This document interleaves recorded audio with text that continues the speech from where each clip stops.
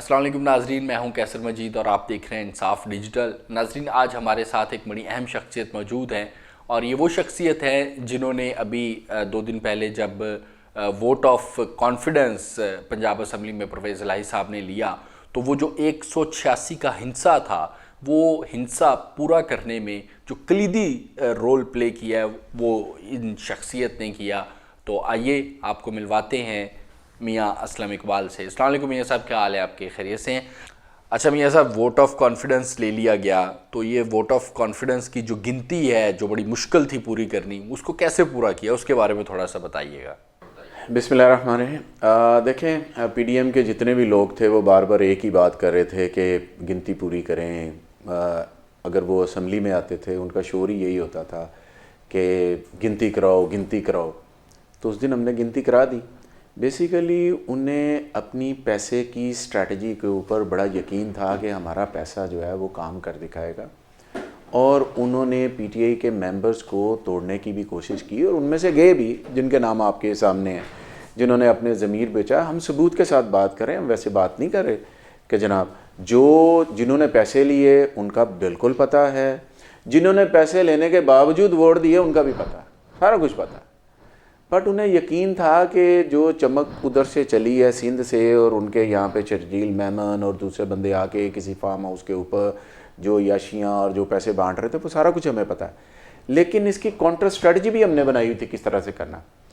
जब चेयरमैन साहब के साथ सीनियर लीडरशिप की मीटिंग हुई तो उसके अंदर कुछ चीज़ें तय हुई कि इंशाल्लाह हम वोट ऑफ कॉन्फिडेंस लेके, लेकिन हमने अपने मुखालफिन को नहीं बताया कि हम वोट ऑफ कॉन्फिडेंस लेने जा रहे हैं। वोट ऑफ कॉन्फिडेंस लेना था हमने, अपनी हद तक था। मेंबर्स हमारे पूरे हो गए थे। उस दिन फोक बहुत ज़्यादा थी, कुछ मेंबर नहीं आ सक रहे थे, बट वो भी अल्हम्दुलिल्लाह बहावरपुर से आना था, रहीम यार खान से आना था, चकवाल से आना था, वो मेंबर पहुंच गए। 11:30 के करीब वो हमारे जो मेंबर्स थे 4 वो भी आ गए। हम 186 का जो फिगर था हमारा पूरा हो गया अल्हम्दुलिल्लाह। और हमने इजलास वोट ऑफ कॉन्फिडेंस के लिए जब ऐलान किया स्पीकर साहब ने, तो अपोजिशन ने हंगामा शुरू कर दिया। उससे पहले अपोजिशन कह रही थी कि हमारे साथ बैठ के हमें बता दिया जाए, क्योंकि हम गवर्नमेंट साइड पे थे। हमने कहा हम ज़रूर बताएंगे, लेकिन हाउस में बताएंगे। और हाउस के अंदर जब 186 नंबर जो हमने पूरे किए हैं उसमें उनकी तस्वीरें भी हैं, मूवी भी है, और इस वजह से तो उनको प्रॉब्लम हो रही है कि हमारा पैसा जो है, जो उनका हराम का पैसा था, वो ज़ाया एक दफ़ा फिर हो गया। और मैंने तो कहा है कि इनका हराम का पैसा चलो किसी तुम्हारे काम आ जाएगा, वो ठीक है, बट वो ज़ाया हो गया। और जो एमपी साहबान थे, जो फीमेल थी हमारी, जो रिज़र्व सीट पे आती हैं, सारे अपनी जगह पर खड़े रहे, और 186 का हमने फिगर पूरा किया। और इससे 2 दिन पहले आज़ाद रुकन जो थे बिलाल वड़ाई साहब, जिनका मैं स्पेशली शुक्रिया अदा करूँगा कि मेरे चेयरमैन साहब से मिले और उन्हें अपने शमूलियत पाकिस्तान तरीके इंसाफ के अंदर भी की। स्पीकर साहब को भी भेज दिया हमने लेटर, और इलेक्शन कमीशन में भी भेज दिया उनका लेटर। उन्होंने शमूलियत भी की, उन्होंने वोट भी दिया, और वो मैजिक आप कह सकते हो एक नंबर था आखिरी 186 का।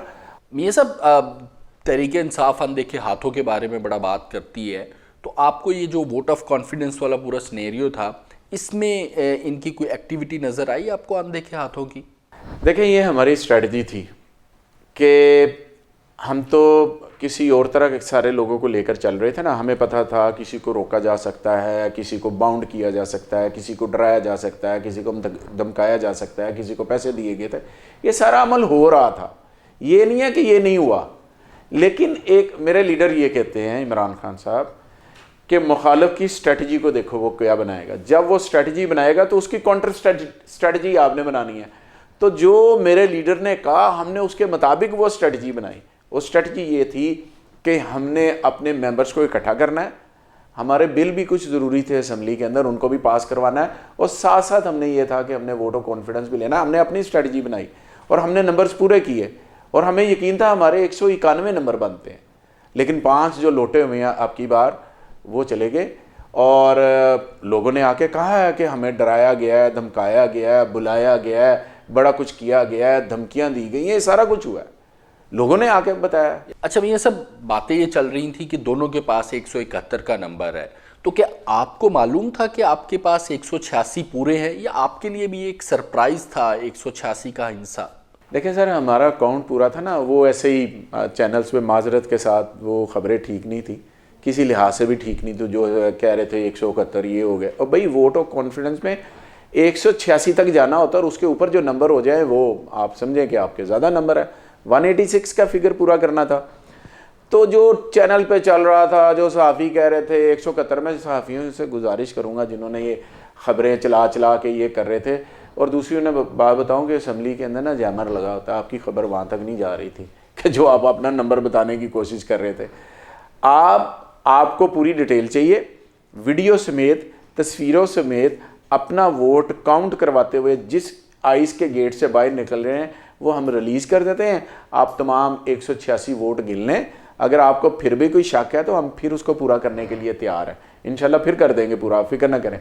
बट ये जो चल रहा है 171 इनके, 171 इनके, खुदा जाने, मुझे तो नहीं समझ आ रही थी कि उनकी रिपोर्टिंग इतनी बुरी है कि उनको ये नहीं पता कि असम्बली के अंदर जनाब मेंबर्स पूरे हो चुके हैं। ये सब बाखबर लोग जानते हैं कि जब गेम दोनों तरफ से फंस गई थी तो आखिरी जो 2 वोट थे उनको कायल करने में सुना है कि आपने बड़ा अहम रोल प्ले किया। देखें सर, इसमें एक बात तो हमें जहन में रखनी चाहिए कि 185 में 10 नंबर हैं क्यू लीग के और 175 नंबर हैं पीटीआई के, तो 185 हो गए। एक नंबर जो मैजिक नंबर था, जो जिसे सारे कह रहे हैं, वो 3-4 दिन पहले उनके साथ मैंने बातचीत करके अनकंडीशनली वो बंदा पाकिस्तान तहरीक इंसाफ के अंदर शामिल हुआ। अनकंडीशनली वो बंदा 2002 से लेकर 2018 तक 4 बारी आज़ाद इलेक्शन लड़के असम्बली के अंदर आया, और लेकिन एक दफ़ा भी फिर वो किसी भी जगह पर नहीं रहा, किसी सीट पर।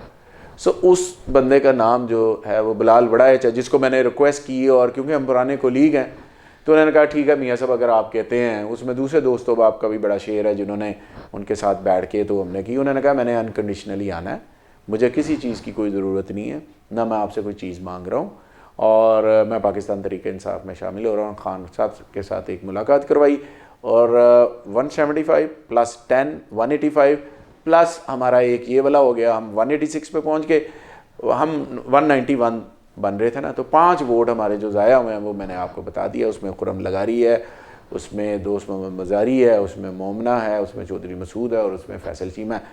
ये सब 5 लोगों को तो आपने बता दिया, नाम ले दिया आपने कि जिन्होंने वोट ऑफ कॉन्फिडेंस में तहरीक इंसाफ के कैंडिडेट को यानी परवेज़ लाई को वोट नहीं दिया। कुछ ऐसे भी आपके साथी थे तहरीक इंसाफ के ख़ुसूसन जिनके ऊपर शक का दायरा रहा, यानी वो शक के दायरे में रहे और लेकिन एट द एंड उन्होंने खैर वोट दिया। तो क्या वो जो शक के दायरे में रहने वाले लोग थे या मशकूक लोग थे, उनको तहरीक इंसाफ आने वाले इलेक्शन में टिकट देगी या उनके ऊपर भी कांटा लगा दिया है? देखें सर, जो तो पार्टी के साथ लॉयल है और जिसने कोई इस तरह की हरकत नहीं की, देखें ना, अगर तो जिन्होंने पैसे लिए हैं और आप उनको इनकरेज कर रहे हैं, इसका मतलब आने वाले वक्त के लिए भी वो वही करेंगे। लेकिन मैं नहीं समझता, देखें मैं तो एज ए पार्टी का एक वर्कर होने के नाते बात कर सकता हूँ। मेरे लीडर के नज़दीक तो ये बहुत बड़ी समझे उनकी गलती भी होगी और है जिन्होंने इस तरह की हरकत की है। और मैं एक बात आपको बता दूँ कि मैं तो कोई बात छुपा सकता हूँ शायद, लेकिन मेरे लीडर तक हर इन्फॉर्मेशन मौजूद है। कोई बंदा ये कहे कि जनाब मेरा पता नहीं चला होगा, उनको ये भी पता है कि कौन कौन सा बंदा पाइपलाइन में था और बातें कर रहा था, किसके ज़रिए कर रहा था, वो भी उनको सारा कुछ पता है। हमारी डिस्कशन हुई है, तो मेरा नहीं ख्याल कि पार्टी उनको सपोर्ट। ये सब वोट ऑफ कॉन्फिडेंस ले लिया है। अब बहुत से जो सहाफ़ी हैं, ख़ास तौर पे जो जिनको पीडीएम के तर्जुमान भी कहना चाहिए, वो अब ये कहते सुनाई दे रहे हैं कि जी अब इंतकामी कार्रवाइयों का आगाज़ होगा। और ख़ास तौर पे अगर हम पंजाब की बात करें, लाहौर की बात करें, तो आपका नाम लिया जा रहा है कि आपके ख़िलाफ़ इंतकामी कार्रवाइयों का आगाज़ किया जाएगा। तो इस बारे में आप क्या प्रिपेयर हैं? देखें सर, वो पहले तो ये डराते रहे कि आपके नंबर्स पूरे नहीं हैं, असम्बली ना तोड़ें, आप ये ना करें, आप वो ना करें। हमारी पार्टी का एक स्टांस है, सीनियर लीडरशिप का फ़ैसला है, वो उस फैसले को हमने लेकर चलना था और उसमें हम भी शामिल है, हमारी राय भी शामिल है। मेरी उन बंदों में राय शामिल है जो जिसने कहा कि असम्बलियाँ डिज़ॉल्व होनी चाहिए, असम्बलियाँ डिज़ॉल्व होनी चाहिए और हमने नए इलेक्शन की तरफ जाना चाहिए।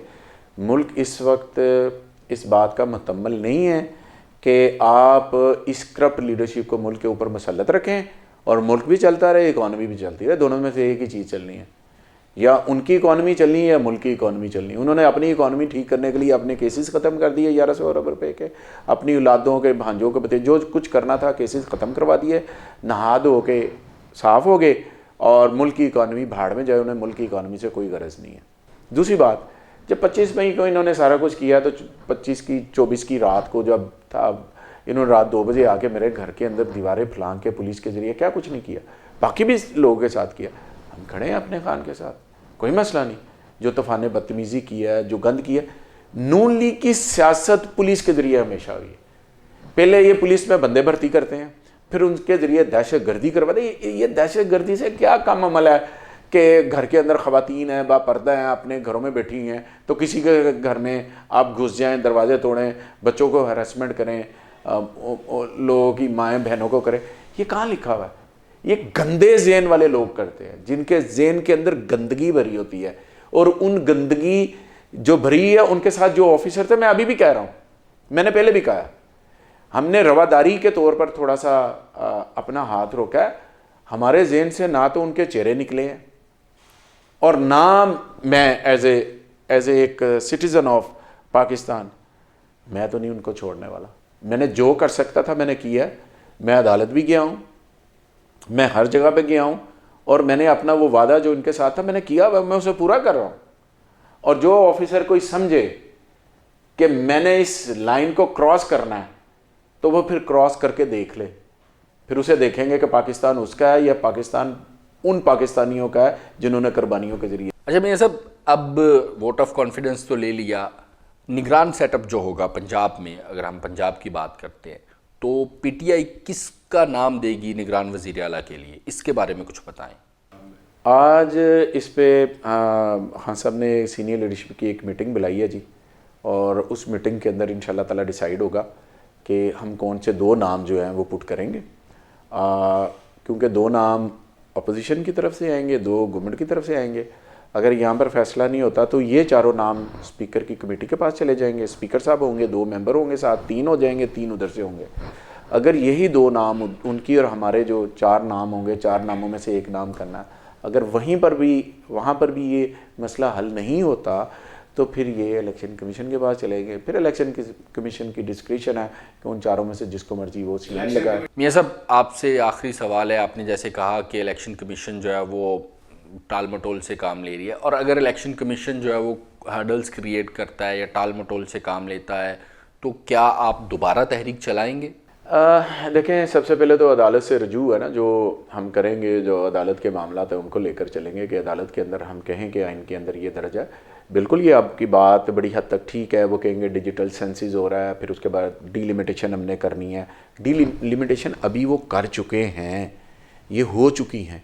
अब वो कह रहे हैं कि हम डिजिटल सेंसिस करेंगे और उसके बाद हम जाएंगे उधर डीलिमिटेशन में दोबारा, यानी कि पहले डीलिमिटेशन जो की उस पर आपने करोड़ों रुपये, अरबों रुपये खर्च किए, और अब आप कह रहे हैं डिजिटल सेंसिस करके जो कि होनी चाहिए थी, और आप फिर डीलिमिटेशन करेंगे। इसका मतलब है आप कौम का टाइम भी ज़ाया कर रहे हो, कौम का पैसा भी ज़ाया कर रहे हो। और ये अगर जनरल इलेक्शन नहीं है, वो तो जनरल इलेक्शन का है कि जब जनरल इलेक्शन होंगे तो ये अडॉप्ट चीज़ें की जाएंगी। ये तो असम्बली डिज़ोल्व हो गई है, तो असम्बली डिज़ोल्व हो गई है तो इलेक्शन करवाने चाहिए। अब इलेक्शन कमीशन क्या बहाना अदालत के सामने लेती है, और जो आइन के अंदर दर्ज किया है वो फिर उसके ऊपर कोर्ट ही अपना रास्ता जो है वो हमें बताएगी कि इलेक्शन जो है इंशाल्लाह वक्त पर ही हो। मियां असलम इकबाल साहब, बहुत शुक्रिया आपका इंसाफ डिजिटल को वक्त देने का। नाजरीन, इसी के साथ कैसर मजीद को इजाज़त दीजिए। अल्लाह हाफिज़।